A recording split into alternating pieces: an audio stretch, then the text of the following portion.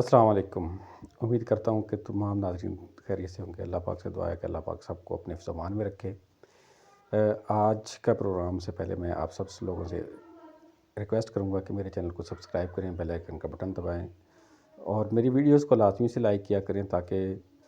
اور اس کے ساتھ ساتھ آپ سجیشن بھی دیا کریں کہ جہاں بھی کوئی غلطی خامی ہو یا ٹاپک کے حوالے سے کوئی بات ہو آپ مجھے سجیشن دیں، میں اسی ٹاپک کے اوپر ویڈیوز بناؤں گا۔ جی میں یہ پچھلے دنوں ایک 2-3 دن سے ایک تصویر گردش کر رہی ہے جس میں خانہ کعبہ کے اندر پی ٹی آئی کا ایک پرچم لہرایا جا رہا ہے اور 2 لڑکے جو ہیں وہ اس پرچم کو تھامے ہوئے ہیں اور وہ پرچم لہرا رہے ہیں۔ میں سب سے پہلے تو اس کی تحریک انصاف والوں کی شدید ترین الفاظ میں مذمت کرتا ہوں کہ کم از کم خانہ خدا اور روضہ رسول صلی اللہ علیہ وسلم کے اوپر اس قسم کی سیاست نہیں ہونی چاہیے۔ سیاست کرنی ہے تو آپ پاکستان کے اندر کریں تاکہ یہی آپ کا فورم ہے، یہی آپ کا ملک ہے۔ پاکستان سے باہر سیاست نہیں ہونی چاہیے، پاکستان سے باہر یکجہتی کا مظاہرہ ہونا چاہیے۔ اگر لانڈو لپاڑوں والا کام کرنا ہے تو آپ لانڈو لپاڑوں والا کام پاکستان میں ہی کریں، پاکستان کو بدنام نہ کریں۔ ابھی سننے میں یہ آ رہا ہے کہ سعودی حکومت نے اس کے اوپر شدید احتجاج بھی کیا پاکستانی گورنمنٹ سے، اور اگر خدا نہ خواستہ عمرہ زائرین کے اوپر پابندی لگی تو اس کا ذمہ وار کون ہوگا؟ میں یہ سمجھتا ہوں کہ اگر یہ اسی طرح کی حرکات جاری رہیں، یعنی انہوں نے کوئی بھی مقدس مقامات کو نہ چھوڑا جہاں پہ بد تہذیبی اور اپنی کم ذہنی سوچ کو ہر جگہ اجاگر کیا، تو پھر اس جگہ کے اوپر ہمیں بھی ہمارے عمرہ زائرین کے اوپر پابندی لگ سکتی ہے اور سعودی حکومت کوئی ایکشن لے سکتی ہے۔ اس کے ساتھ ساتھ آج کل بڑی خبریں گردش میں ہیں کہ جناب عمران خان اس سے پہلے گھر ہوں گے، یہ ہوگا وہ ہوگا، اور بڑے بڑے یوٹیوبرز اس کے اندر چھائے ہوئے ہیں اور وہ اپنے اپنی ریٹنگ کے چکر میں اور اپنی ویورشپ کے چکر میں وہ ہر قسم کی جھوٹی سچی خبریں دے رہے ہیں۔ تو جناب وہ کیس چلے ہیں، یہ لونڈے لپاڑے کیس نہیں ہے، یہ کیس جو ہیں یہ جینون کیس ہیں اور سزائیں ہوئی ہیں ان کے اوپر، اور سزائیں کیا آپ کے یوٹیوب پہ بیٹھ کے اور تجزیہ کرنے سے یہ دور ختم ہو جائیں گی۔ یہ ایک قانونی امر ہے، قانون کو قانون کی حد تک ہی رہنے دیجیے تو زیادہ بہتر ہے۔ ہاں مان لیا آپ کو پشاور ہائی کورٹ سے، اسلام آباد ہائی کورٹ سے اور لاہور ہائی کورٹ میں بھی کچھ ججز بیٹھے ہوئے ہیں، آپ کو ریسکیو کرتے ہیں، آپ کی ہر ایک جو ہے وہ جرم کے اوپر وہ آپ کے لیے ایک ہو جاتے ہیں۔ انہیں نہ پاکستان کے قوانین کی پرواہ ہے، نہ پاکستان کے ساورنٹی کی پرواہ ہے، اور نہ ہی انہیں پاکستان میں جو افراتفری پھیل رہی ہے، جو پاکستان میں لا اینڈ آرڈر کا مسئلہ درپیش ہو رہا ہے، یا جس قسم کے پاکستان میں کے اندر ایکسپیکٹیشن ہو رہی ہے، انہیں اس چیز کا کوئی اطراق نہیں ہے، کیونکہ ان کا جو ہے main focus he P T I ہے، کیونکہ وہ پی ٹی آئی کے ہی سروں کے اوپر بیٹھ کے عدالتوں کے اندر پہنچے ہیں اور پی ٹی آئی ہی کو انہوں نے ریسکیو کرنا ہے، ظاہر ہے۔ پھر یہ دیکھیں کہ میں نے ایک تھوڑا سا ماضی میں جانا چاہتا ہوں، ایک چیف جسٹس عمر عطا بندیال صاحب ہوا کرتے تھے، جب عمران خان کو گرفتار کیا اور ان کو ریمانڈ کے اندر تھے تو انہوں نے نہ صرف ضمانت دی بلکہ ان کو بے جا سہولتیں H11 پولیس لائنز میں دیں کہ اپنے ساتھ وہ دوستوں کو بھی رکھ سکتے ہیں، گپ شپ لگا سکتے ہیں، اور ریمانڈ کے اندر میں نے کبھی بھی جو ہے اتنا عرصہ ہو گیا دیکھتے ہوئے کہ کسی مجرم کو اس طریقے سے یا ملزم کو اس طرح سے ضمانت دیتے ہوئے میں نے نہیں دیکھا۔ اور پھر انہی عدالتوں نے عمران خان کو اور عمران خان کے دوستوں کو جو پی ٹی آئی سے ریلیٹڈ ہیں ان کو ایسے ضمانتیں دیں کہ جو جرم انہوں نے ابھی کرنے ہیں ان کے اوپر بھی ایڈوانس میں ضمانتیں دے دیں۔ اس کی مثال ابھی تازہ مثال میں آپ کو دیتا ہوں حماد اظہر کے بارے میں کہ 51 مقدمات میں 10 منٹ یا 12 منٹ کے اندر اندر انہیں ضمانت دے دی گئی، اور وہ کہاں چھپے ہوئے تھے یہ بھی پتہ چل گیا کہ وہ پشاور میں ہی مقیم تھے،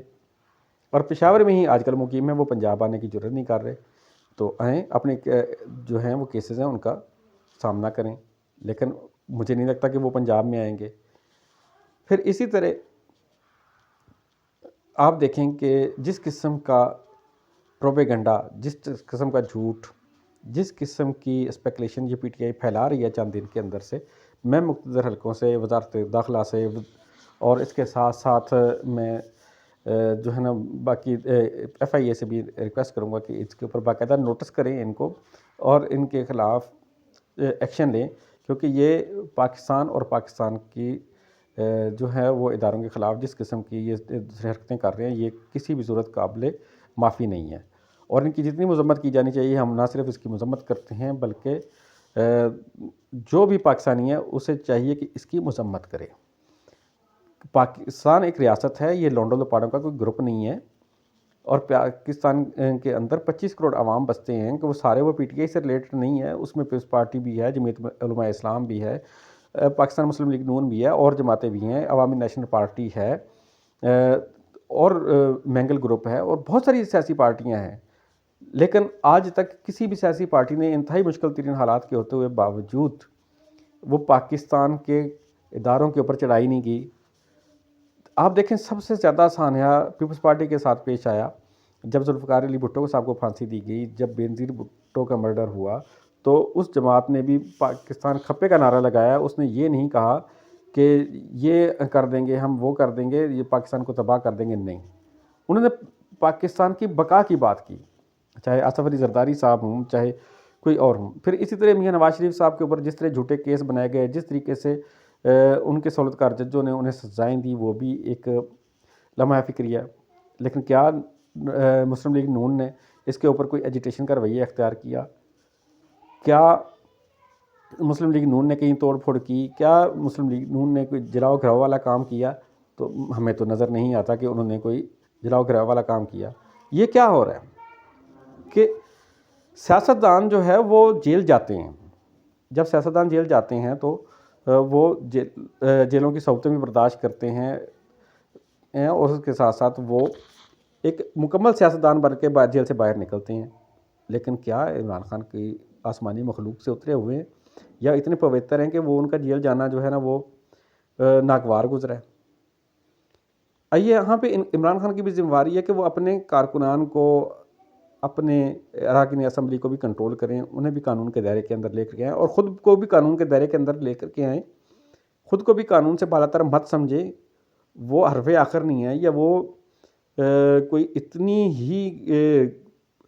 کوئی شخصیت، اتنی بڑی شخصیت نہیں ہے کہ اس کے بغیر پاکستان نہیں چل سکتا۔ او بھائی، تم جیسے کئی آئے اور کئی چلے گئے، اور یہ ملک چلتا ہے اور یہ ملک چلتا رہے گا۔ تم جیسے کئی آئیں گے، کئی لونڈے لپاڑے آئیں گے، کئی اس سوچ کے لوگ آئیں گے، اور یہ ملک چلتا رہے گا۔ یہ کبھی بھی نہیں ہوگا کہ یہ ملک رک جائے گا۔ اس ملک نے چلنا ہے، اس ملک نے آگے بڑھنا ہے۔ اچھا، آخر میں ایک اور موضوع کے اوپر بات کرنا چاہوں گا۔ شاہد افریدی صاحب ہمارے لیے قابل احترام ہیں، اور وہ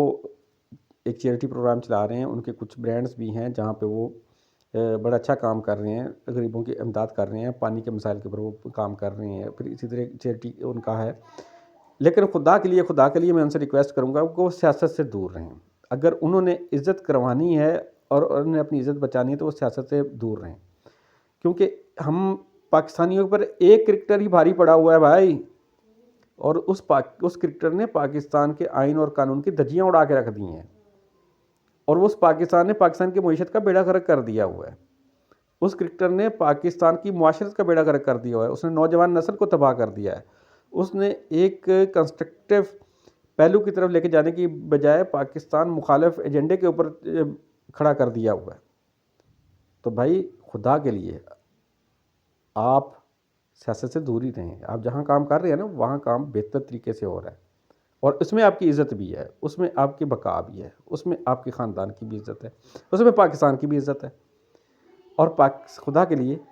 یہ سوچ چھوڑ دیجئے، سیاست سے دور رہیے۔ اگر سیاست کرنی ہے نا، کسی کے کندھوں پر سیاست نہیں کریں۔